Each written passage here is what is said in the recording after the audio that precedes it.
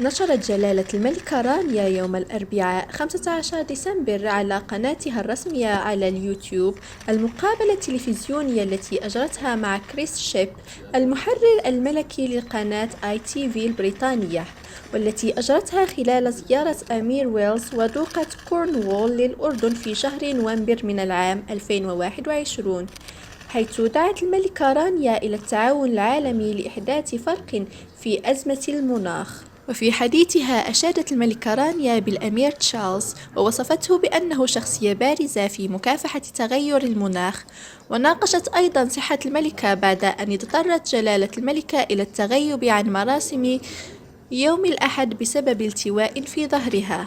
وقالت الملكة رانيا عن تأثير تغير المناخ: التوقعات هنا في الشرق الأوسط مؤلمة للغاية، وكما ذكرت الأردن تعتبر ثاني أفقر دول العالم مائياً. بلد مثل الأردن بصمتنا الكربونية صغيرة جداً، وإذا أردنا إحداث فرق حقيقي في العالم فعلينا أن نفعل ذلك من خلال التعاون العالمي والالتزامات المشتركة.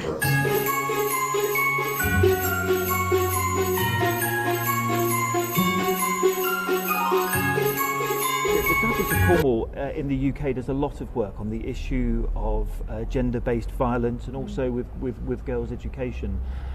And I suppose in Syria, a country with 700,000, in Jordan, a country with 700,000 Syrian refugees, it is a real problem, and what this centre is trying to help with. Yes, absolutely. You know, when the Jordan River Foundation first launched this child safety program over 2 decades ago, the issue of child abuse and violence against women was very much a taboo issue, both here in Jordan and across the region. It was something that people thought should be kept behind closed doors. So this path-breaking work that's being done here in terms of prevention, intervention, and raising awareness has really kind of literally almost thrown the doors wide open on the issue. So what the team here tried to do is really strengthen the family unit and foster a culture of child safety.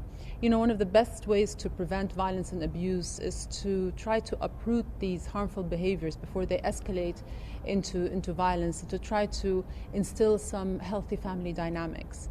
And so what's great about community centers like these is that they provide a safe space for people to come and express their emotions freely, for them to pick up some healthy habits, and it really provides the resources for survivors who need further support.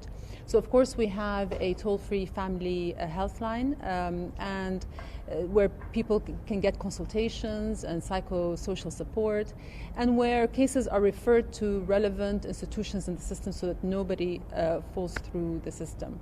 You know, ultimately every woman and child should have a happy, safe place at home, and children in particular should be able to count on the family to be a built-in support system. So what we try to do here is to arm parents with the tools they need to be the best caregivers they can be.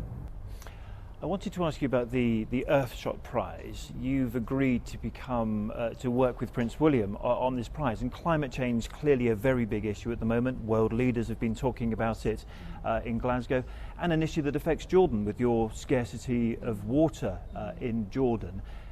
Royals, like Prince Charles has done, can take a lead on this very important issue, can't they?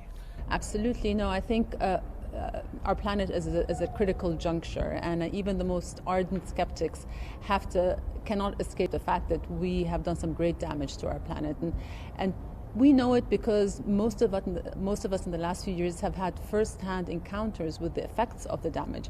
We all know that if we don't do something soon, and if we don't take this issue seriously, we all stand to lose. The prognosis here in the Middle East is quite dire. So in our region, we're expecting warming to be at double the global average, with temperatures probably increasing up to 4 degrees centigrade by 2050. And as you mentioned, here in Jordan, we're considered the second most water scarce country in the world. And dwindling rainfall still hits us where it hurts.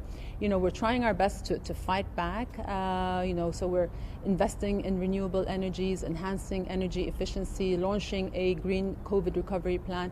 But a country like Jordan, our carbon footprint is quite small. If we really want to cause make a difference in the world, we have to do it through global collaboration and shared commitments. And this is where the role of figures like His Royal Highness Prince Charles, who has been speaking about this issue for so long, even when people weren't listening. And I'm just glad that at this point people have actually started to understand what he's been saying for so long and to understand the urgency of his words. And I think he's a leading figure in the fight for our planet. And equally, Prince William is just as passionate. And it's been a real pleasure for me to work on the Earthshot Prize, because it's a project that recognizes the potential of every segment in society to make a difference.